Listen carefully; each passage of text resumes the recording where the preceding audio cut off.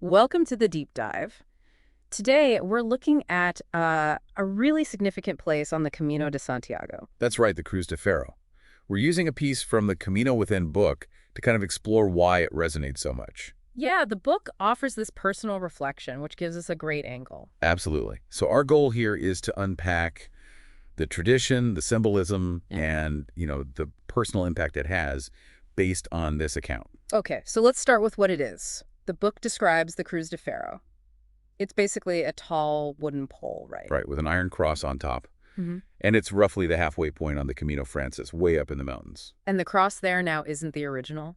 No, apparently the original's safe in a museum somewhere. This one's a replica, but still holds all that meaning. Makes sense. Now the stones, that's the really striking image. Oh, definitely. There's this older legend about pilgrims bringing stones for building the cathedral in Santiago. Right, I've heard that. But the tradition the author writes about, and what you really see there today, is different. It's about leaving a personal stone. At the base of the cross. And there are just tons of them. Millions, the book says.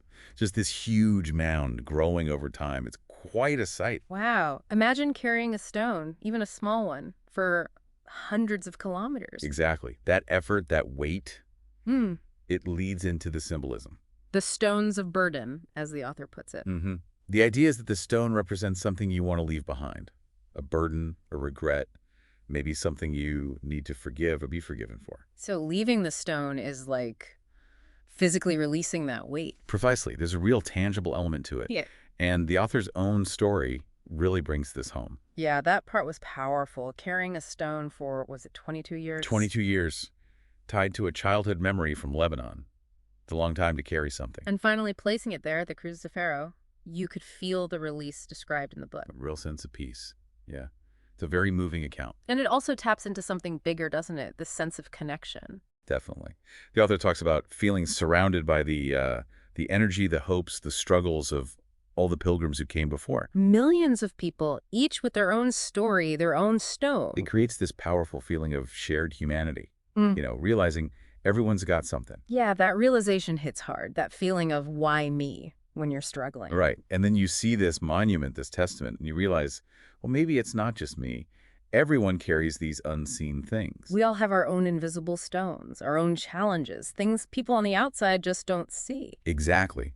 Which the author suggests is why connecting to something, well, bigger than just ourselves is so important. Like a higher power, or even just that shared human experience. Yeah, tapping into that can combat the isolation we sometimes feel in our struggles. That sense of connection is key. It really shifts the perspective. And that brings us to a final thought, maybe for everyone listening. Okay. We all carry these unseen stones, right? These burdens or weights. So even without going to Spain, what symbolic weight might you choose to consciously leave behind? What Yeah. stone could you decide to put down? That's a powerful question to sit with, something to really think about. Indeed. Well, thanks for exploring that with us today. A really interesting deep dive.